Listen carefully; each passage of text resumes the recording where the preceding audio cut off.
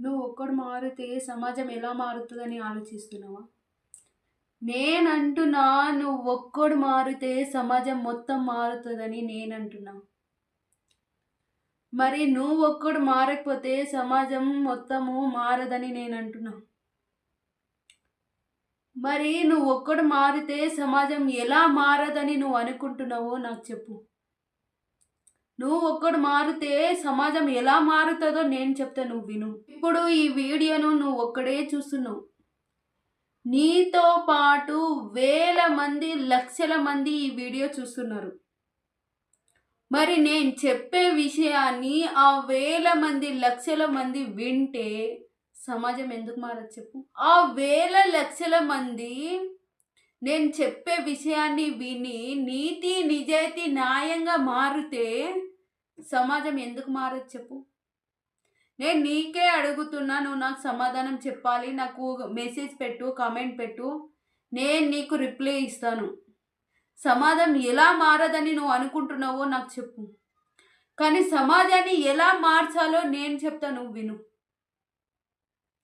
నువ్వు నీతి, నిజాయితీ, న్యాయంగా ఉండి నీ చుట్టుపక్కల నీ ఫ్యామిలీ, నీతో పాటు ఉండే నీ ఫ్రెండ్స్, నీ రిలేటివ్స్ని నీలాగే నీతి, నిజాయితీ, న్యాయంగా మార్చితే సమాజం ఎందుకు మారదు? నేనంటున్నాను, ఇంకెవరు మారరని ఆలోచించకు.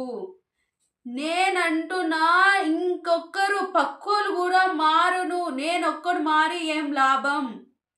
నేను మారితే సమాజం మారుతుందా అని ఆలోచించకు. నేనంటున్నా, నువ్వు మారితే సమాజం మారుతుందని నేను గట్టిగా బల్లగుద్ది చెప్తున్నాను. ఇప్పుడు నేను చెప్పే విషయాన్ని నీ దగ్గరికి పర్సనల్గా వచ్చి ఏం చెప్తలేను కదా. అలాగే నీతో పాటు చూసే ఈ వీడియో ప్రతి ఒక్కరికి నేను పర్సనల్గా వెళ్ళి చెప్తలేను కదా. అలాంటప్పుడు నా వీడియో చూసే వేల లక్షల మంది మారాలని ఆలోచిస్తే ఎందుకు మారరు? నేనంటున్నా, నీ బతుకుకి ఏమైనా అర్థం ఉందంటే అది నువ్వు నీతి, నిజాయితీ, న్యాయంగా బతుకుతేనే నీ బతుకుకు అర్థం ఉంటుంది. నీ లైఫ్లో నువ్వు ఎన్ని సంపాదించినా, నీ లైఫ్లో నువ్వు ఏ గోల్ సాధించినా, నీ లైఫ్లో నువ్వు ఇంకేమి సంపాదించినా అది ఏవి నీతో ఉండదు.